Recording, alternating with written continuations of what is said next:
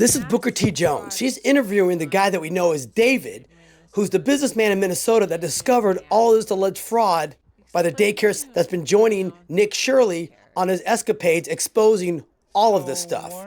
Take a listen. That I've noticed is there's an exceptional number of child care centers that are set up mostly in Minneapolis, but also in Saint Paul.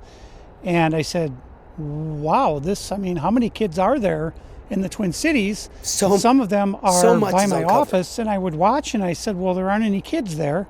And I'd go to another one, there aren't any kids there, and I'd see just some Somali guys outside smoking cigarettes. So I stopped at one of them, and I said, hey, I'm just wondering, I've got a grandson who's looking for childcare, and I wonder if this might be a good facility.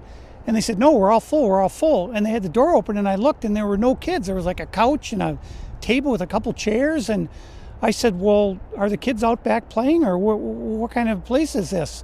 And the guy said, you go, and he almost pushed me out the door, and then he followed me down the street to my car, and that's when I said, wait a minute, there's something going on here, and that's got to be maybe 5 years ago.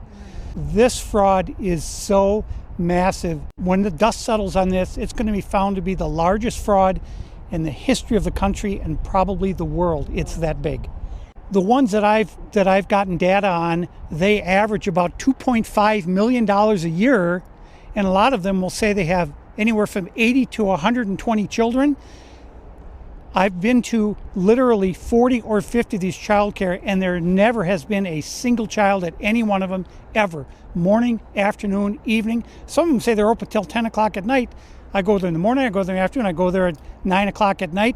Nobody. This man has done a lot more than the state of Minnesota that investigated and our own FBI.